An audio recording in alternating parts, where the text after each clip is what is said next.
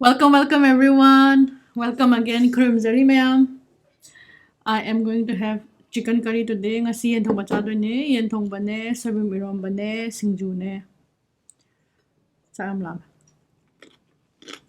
Sai sao khan zat.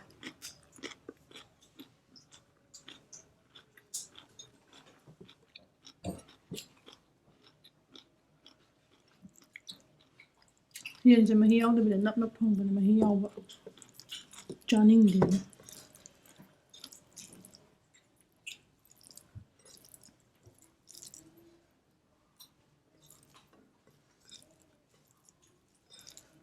Ha bai chak khom. First bite.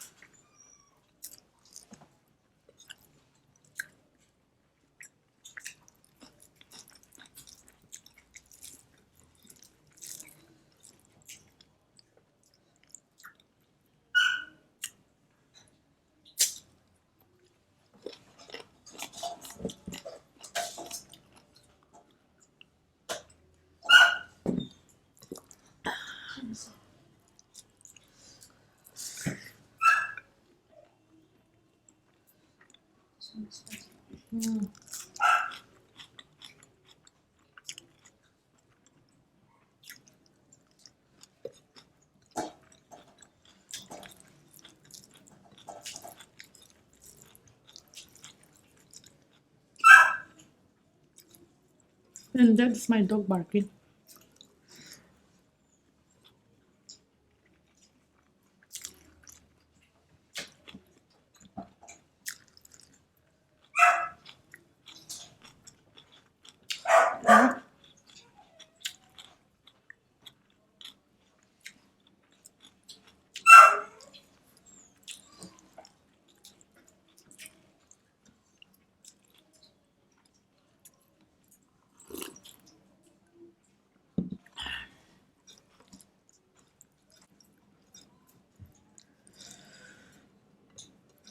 Mirom bagi chak khom.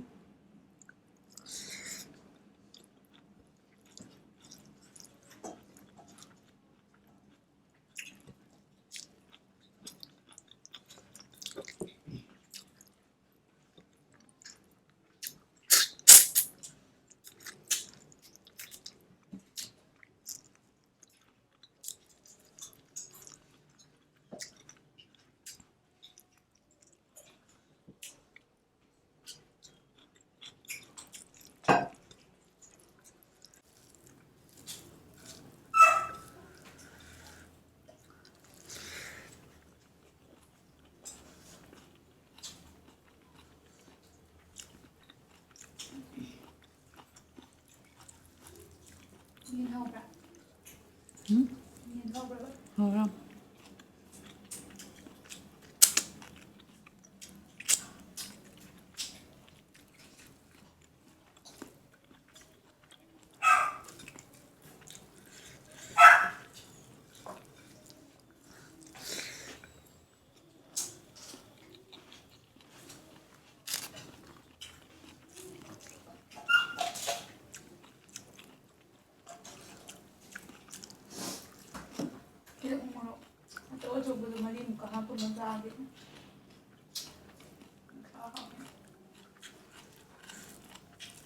Lúc sau đó chín.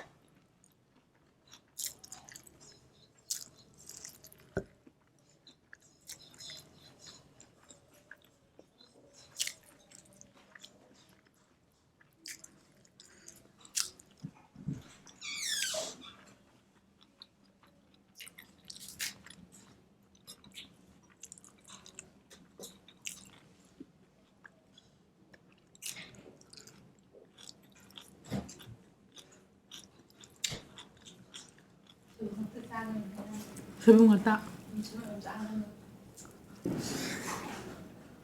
Là xỉu tinh tội.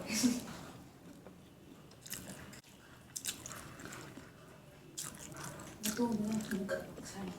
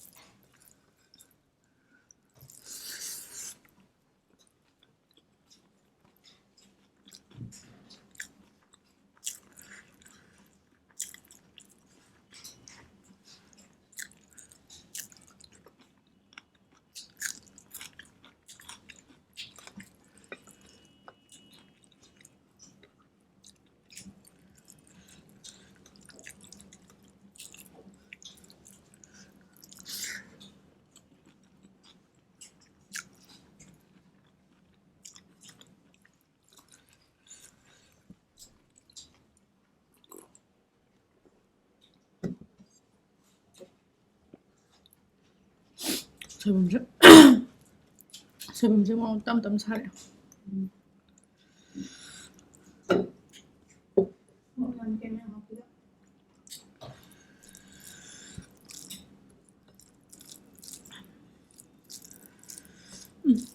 चावले पकाना बड़ा छड़े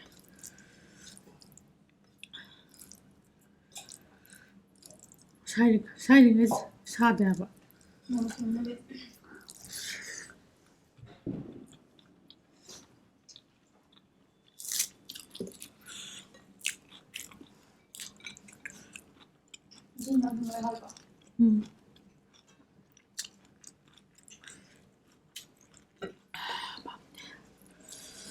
Merci.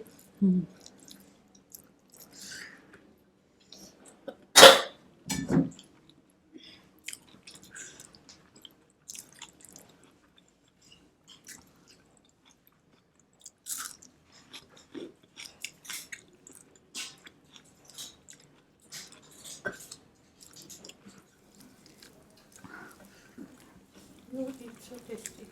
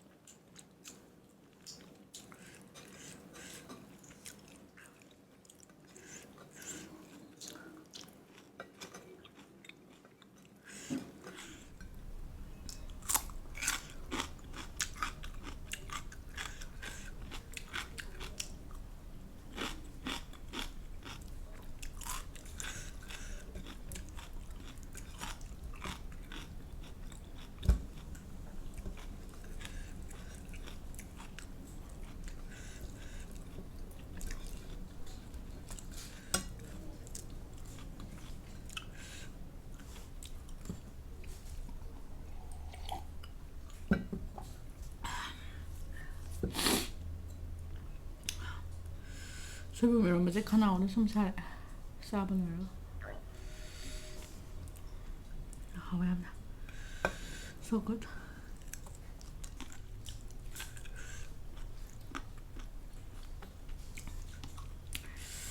Thank you everyone for watching.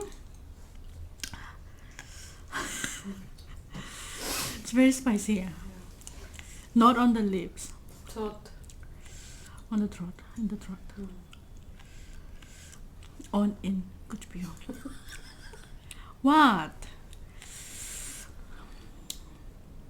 In the next video I will I don't know what to eat. I was thinking of eating stinky beans Iran bar, but then I don't know whether I can get it or not. 영작 방금 영작 이런 거 잘할게. 뭐라 하더라고. 하나. Bora and Paknam. No, not Paknam. stinky beans iromba with red chili, and it will look pura red, and aloo, and just the stinky beans. Thank you everyone. See you in the next video.